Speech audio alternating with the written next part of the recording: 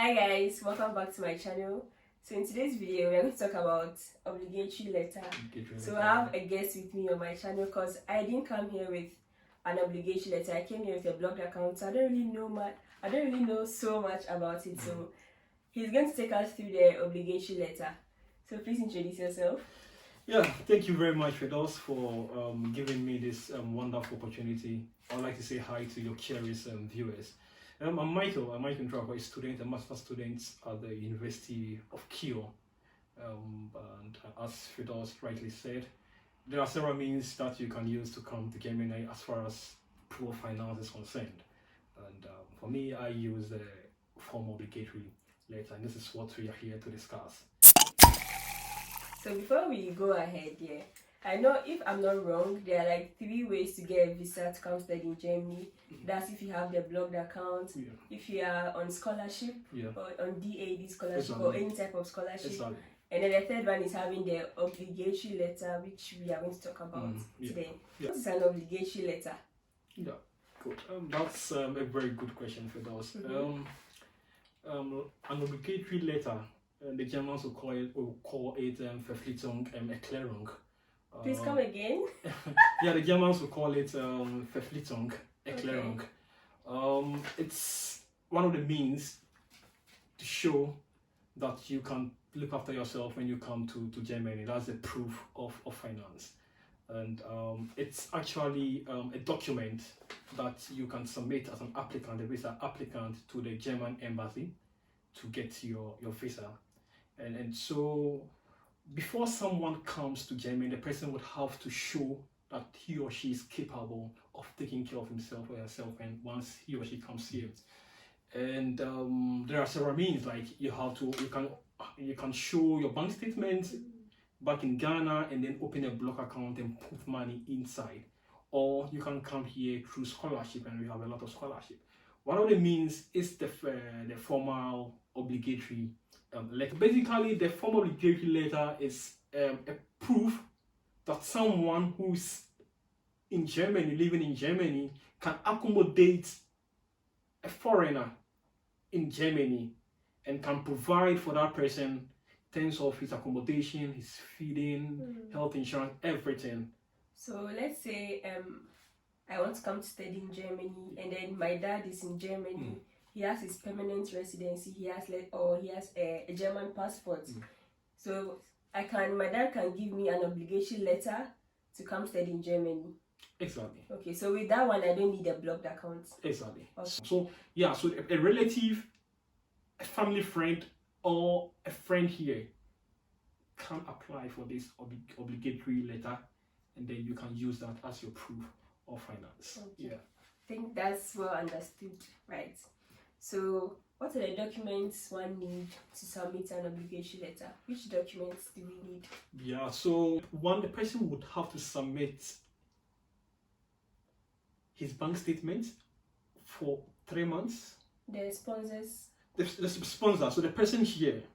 Okay, like I really made mention that the person should be someone living here in Germany. Yeah. The person should have a permanent residence permit or a German passport. Okay. Basically, what that means is that the duration of stay of the person who is giving you this letter, obligatory letter, should be longer than the person, the foreigner who is coming here to Germany. And so if you are coming to study here, normally 2 years for masters, if the person has a permanent residence permit, definitely the person's duration is longer than yours. So that is it's a very important requirement. The duration of stay of the person. That's why I said the person should have a permanent residence permit or a German passport. Now, once the person is having these, the next thing is for the person to go to the immigration office, definitely book an appointment, go to the immigration office, and then as part of the document the person would have to submit include bank statement, 3 months, just to know the person's financial stance, and then his pay slip. In addition to that, the person will also have to I've made mention of the bank statement, Passport. his definitely the passport, his pay slip, and then if the person is employed, his employment contract. Okay. So all this, your sponsor has to gather all these exactly. documents So to the immigration here, so any immigration office, that's the place of residence of the person. Okay. The person goes to the immigration office there and submit all these documents. So it's just similar to you going to the embassy. If you don't have the form of the obligatory letter, and then you're supposed to show your bank statement. Yeah, like a 3 block months, account. like a block account. So you show 3 months, and then you also go there with the sponsor. Yes. You know, so all other documents to prove that you will be able to look after yourself once you come to Germany. You have to submit. So it's the same thing for the formal obligatory letter. And like I said, at the end of it all, you just get a document, just a paper. But what goes into that paper is a lot. The next question I have is, I think we've talked about this one. Who is qualified to give an obligation letter? Yeah, let me guess, because it came in the like I said, any person living in Germany who has a permanent residence permit, a German passport. So basically these two things. Okay. What about the job of the person? And then What kind exactly. of job? Like the income? And then here comes the income of the person, which is also very important. Normally, what they do is the person's income, because the person will also have some commitments. The person, if the person is married, the person is having children, the person will also have to look after his children or his family. So they take all these into consideration. Now, what they do is that the person's income should be at least three times the amount of money you need to show, and currently you need to show 10,000 plus. Exactly. 10,000 so euros, the person's income should be 3 times that. And if it's monthly, you're supposed to get 800 and something per month, right? 850 euros. 50 euros, yeah. So as the student. exactly. So the person's income at least should be twice that amount. Monthly income, I mean. So annual income or monthly? I'm saying monthly. If it's twice, that's going to be 30,000 euros. 30,000 so annual. Annual. Okay. Annual. Because the 10,000 euros for block account is annual. It's annual. So, okay. So if it's monthly, the amount you get per month, if it's 800 something, the person should at least have 3 times that amount. Okay. Because they're going to factor that. So that's why the person is submitting his bank statement, his pay slip, to know the amount of money that the person gets in a month also.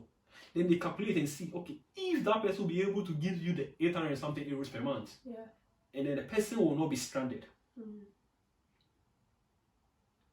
Now, with that said, let me chip in this. We have 2 forms of formal obligatory letter. The Verpflichtung Erklärung, 2 types. Okay. One that shows that the person who is sponsoring you can cater for you fully. Okay. And one that shows that the person can cater for you partly or partially. Okay. So if it's scholarship, like, you know, you have full scholarship, and then you have half scholarship, you know. Okay. So, and it's based on the person's financial strength, the person's income, the person's commitment. So they take all these into consideration. The person's having the family, they factor in all these. They look at the commitment of the person, the expenses, monthly expenditure. They calculate everything. So though the document is only one document, a lot goes into it.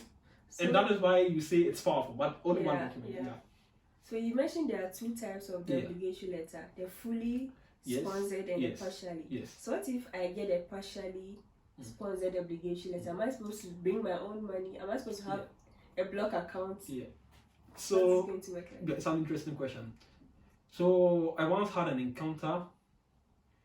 One guy had the partial, Okay. and the full in German they call it Nachgewissen, and then the partial is called they call it the Glaubhauptgemacht. The Glaubhauptgemacht. So the person had the Glaubhauptgemacht, which is partial. Yes. Because the auntie who was here was actually a nurse, but then when she went to the immigration office, submitted all her documents, everything, payslip, monthly income, bank statement, everything, they realized that she can't sponsor him Fully. as in the applicant fully. Okay. So, but she can sponsor her partly or partially. So they gave her a formal obligatory letter, but it was a partial formal obligatory letter, the Glaubhauptgemacht. So yeah, so the aunt told him, that's what the person told me, that yeah, so once he goes there, he should add some documents to it, because per what the obligatory letter is saying, definitely he needs to add something, an additional money to say that, okay, fine, maybe my parents will sponsor me partly, and then but then unfortunately for the guy just took the formal the partial, maybe thinking that it's still obligatory letter. So just the same obligatory letter, and they refused him the visa. Yeah. So it's so powerful once you get a Nachgewissen, which means the person here will be able to cater for you fully. Full, I mean fully. So what if I have the partial letter, then I also create a block account with half of the 10,000 euros? Would I be given the visa? Yes. Okay. So you would be, they should give it to you. But then also it also depends on the kind of explanation you give to them when you go for the interview. That's also very important. That you need to explain to them clearly that fine, you have a relative who is willing to sponsor you. Partly in Germany, partly. Okay. Partly. Yeah. And then you also have this amount, whether it's, I don't know if it's coming from your parents, your uncle in Ghana, that you are willing to add to it. Then it becomes full, So once you're able to explain this explicitly to the immigration office or at the embassy, it should work. It's all obligatory letter, but just that they look at the person's financial commitment, and then they realize that the person will not be able to sponsor you fully. Like I said, the money should be at least 3 times the amount that you need as an applicant to come to Germany to come and study. Even if it's short stay, I think it should be more than the 3 times. Because the person has family members. Exactly. That's what I'm saying. That's what I'm saying. At least, so the least, at least it should be 3 times. So if it's below that, then it's either they would reject the application for the formal obligatory letter. We write to the person and tell the person that you're not financially sound to sponsor the applicants, and so they've refused the obligatory letter, an application for the obligatory letter. You see, or if they look at it and they realize that the person can sponsor the applicant, but not fully, then they will give you the partial, the Glaubhauptgemacht. Okay. Yes. I think that was good, guys. If you have any question, just leave it down in the comments below, and we'll go through it. So I have another question. Where can one get this obligatory letter? Yes. Your sponsor in Germany, where can he or she get the obligatory letter? Yeah, I think I made mention of this earlier, but let me just reiterate on it again. Your sponsor can get this obligatory letter at the immigration office of the place he stays. Okay.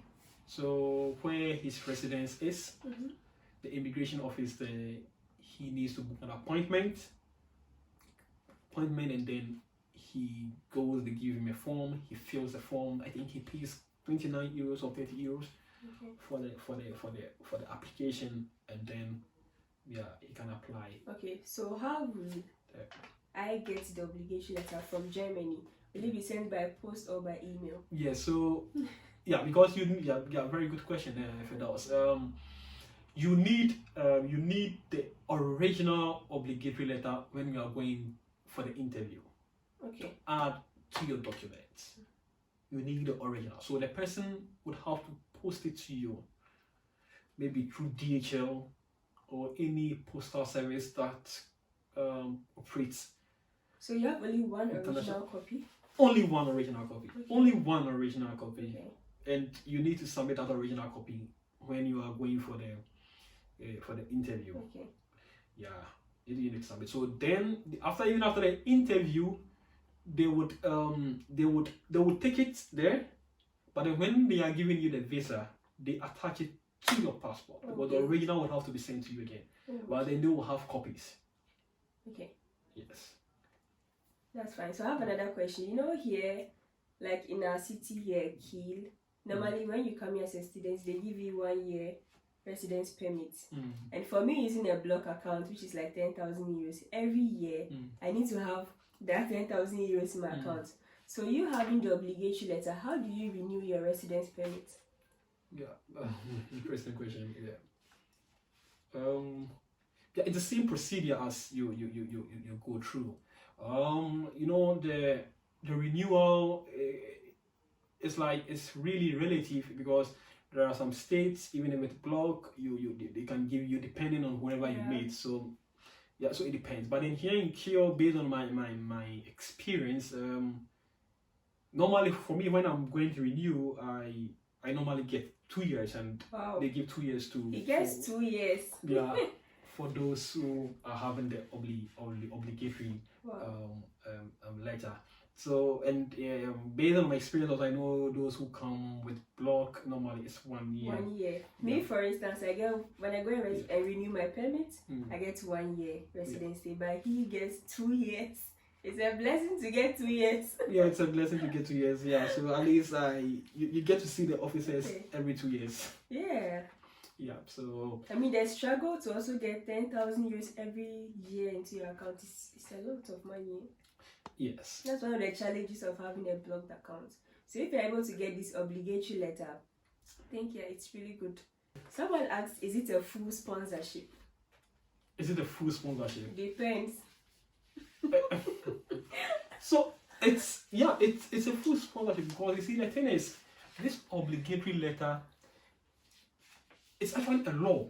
If you look at the Germans, their Residence Act, and under this Residence Act section 66 to 68, they have this formal obligatory letter. Whoever goes into this obligatory letter is obliged.